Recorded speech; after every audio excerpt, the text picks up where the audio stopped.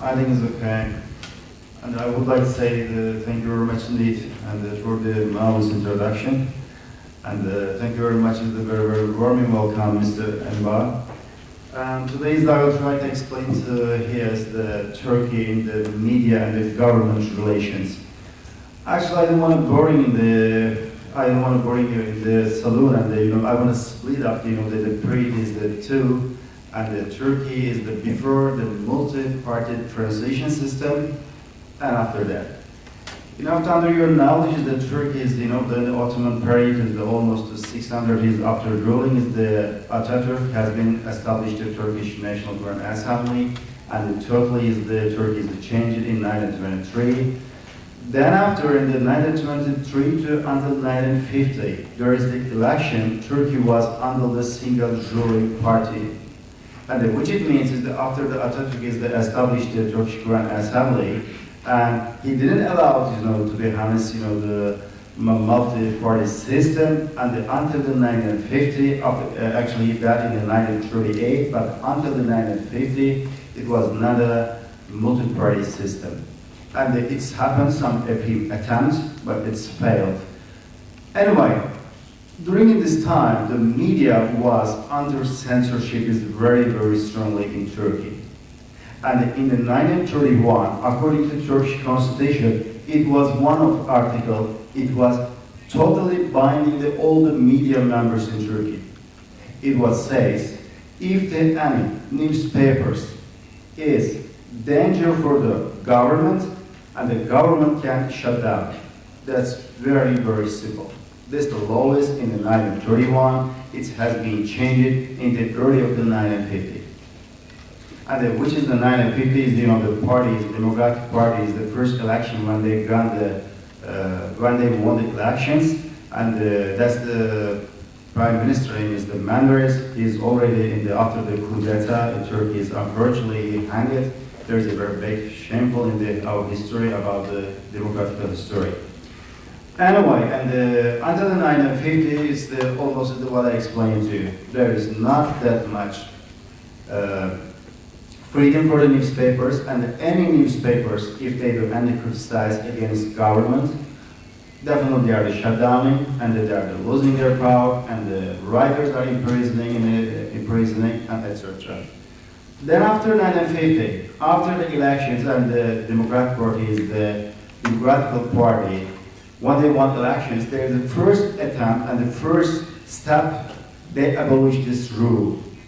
And which it means really it was a very, very great break for all the journalists, for the newspapers owners, and the first time in the Turkey, freely somebody was going to write on newspapers, and there was not going to imprisonment in the case of the government and cabinet members if they didn't enjoy what they write it. Really, it was a very big revolution historically.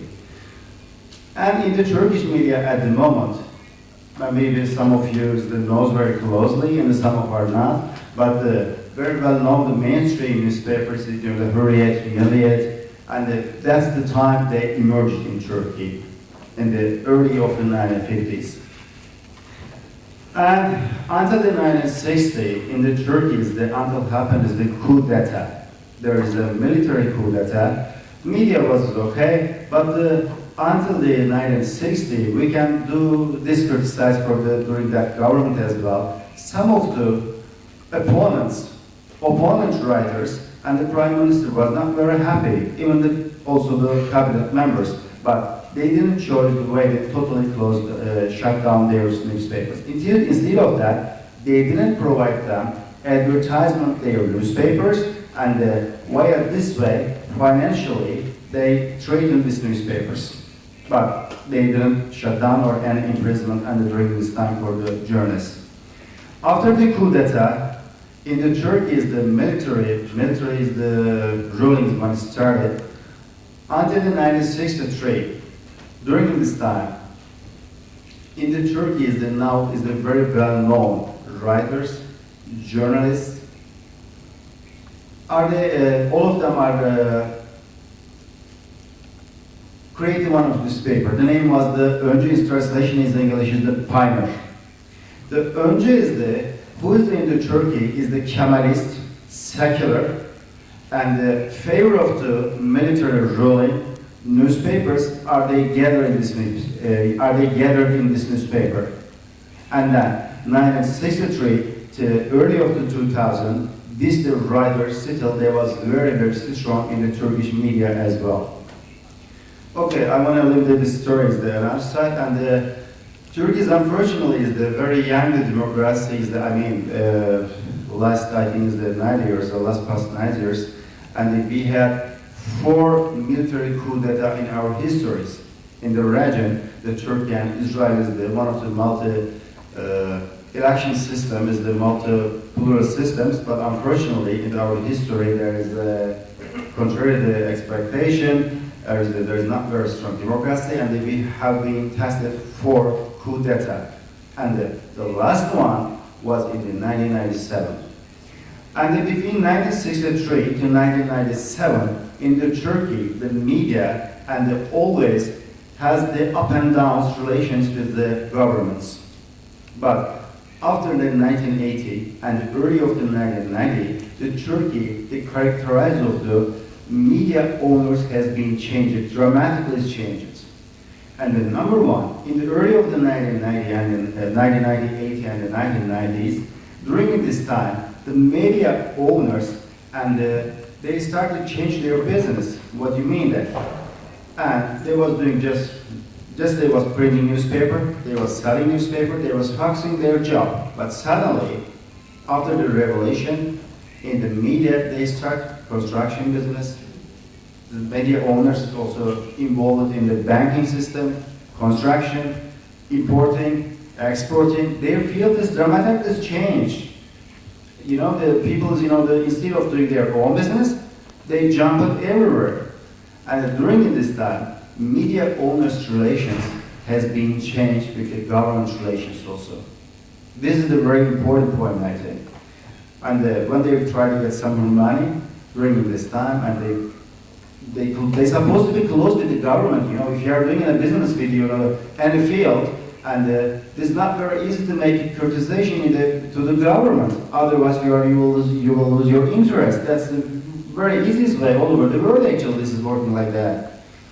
And then after in the Turkey, in 1993, it started televisions. The Turkey was the first time, except the Turkish official TV TRT, state-run TV TRT, it was new televisions. The Turkish public is met first time. The numbers is really at the moment I forget this. I think it's over 100. Really, I didn't count up to 50. Anyway, and if they have a television, and the Turkish people actually prefer more than reading and watching TV. And the TV stations who keep their hands in power, really, in the meantime, they can divert it to the government as well. And really, the Turkey and the Turkish people has been paid a lot for that. And in the Turkey, I think is between 1990 and 2000, dramatically number of the newspaper printing circulation is the downs, and I mean, maybe the half of them, they are the readers, they lost it. And the number one why they lost it is one of the reasons they don't trust the newspapers anymore. And number two, the newspapers actually not writing on their headlines what the government is doing, or the opponent party, what's their order, and the coalition members and what's the activity. They are not discussion of that. Instead of that, their personal life of the leaders, it was the headlines of the Turkish newspapers. Actually, here is why one of the media owners is supporting another newspaper owner. One of the Madagascar party, another one is the Turk party, another one is the left party, another right-wing party, because all of them has interest personally. If any of them is their favor is ruling in the country, that's the favor of the company, is the favor of his holding, is the favor of his interest. This was the media and the government relation was very shameful in the 1990 and the 2000. And during this time, even the casino owners, they was inside of the media. I hope there's not any casino owners inside of us, but even the casino owners, they involved in the Turkish media because it was easy, you can use it like a trigger like a weapon you can use against the government, and you can get some interests. Anyway, it was a shameful time, really, indeed. And finally, it was some gangsters also, they tried to attempt the media, but they failed. Thanks to God, they failed. I want to explain actually here is the, the until 2000 and the 2003 there's a Turkey, the new government, the Justice and Development Party, and which is the most obviously closely following that, and especially the Turkey and Israel relations. There is a new page that has been opened. And well, in the 2003 and when the government is the new government is with Erdogan ruling in the country. Okay, I will try my best. Don't worry about it. During that time, when the Erdogan is the ruling, and in the media, remember one of their faults, and Erdogan was behind. There is a Turkish constitution, Turkish constitution court. They can open one of the file and they can close his party. One of this was the biggest afraid for Erdogan, and the second one was the military coup.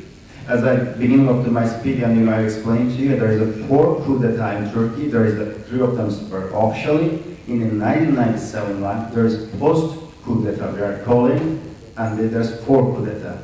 And Erdogan was the come from his sources, and the last government is which is the coup d'etat, National Salvation Party, Federal Party, and this Erbakan Party. During that time, he was the mayor of Istanbul from the Federal Party, and his roots come from totally from the same sources. But in 2003, and his new approach was totally different than in the past. The number one, he said, and he was welcoming for the secular life, and he's respectful for all the secular life, and he's not going to disturb anyone in the country, and he's going to the same distance with everybody, and the ruling of about the secular life is the rules according to the constitution. It's going to principle in his party. It was writing in the beginning of his run in his party's statement. It was writing that, and he followed until today. But in the Turkey, the media is one thing is didn't change. Still, there is the same problems. The number one, another one, and the number two, quite they are secular. I can say there's quite secular, but on the other side, there is a very Islamophobic. This is another big problem. And in the country, in the Turkey, there's 39 newspapers. And totally, there's almost 3.5 million is they're printing every day, and half of them is there almost 1.5 million, and the number of the 19 totally against of the government. And the Turkey, there is a self-expression freedom. Totally, I can say that there is no problem about that, because there's 19 newspapers every day and making opposition to the government. But on the other hand, there is a very strong complaining about the government. That's another thing. They're not happy with Erdogan. Of course, if you are insulting them, if you are attacking them, and of course they are going to apply the court and they are going to judge. But here, that's the main question. The blaming of the government, that Erdogan is not allowing them and the free press in Turkey. This is not true. The number one, there is not any TV station, there is not any newspapers has been shut down during his presidency. And during his presidency, there's the TV and the newspaper owners, they become richer and rich, they never become in the past their life. This was another thing. There's new investors also come from abroad in the Turkey, and TV stations and newspapers as well. And the last one is they come from the Azerbaijan, $600 million they invested already, and the TV24 and the Star Media Group, and which it means, and this field is quite profitable for the foreign investors as well. They are coming. If so, in the Turkey, why the media they are criticizing the government? There is not a better media freedom is not available in Turkey. Personally, I don't agree that. This is the Turkey. There's a very big changing.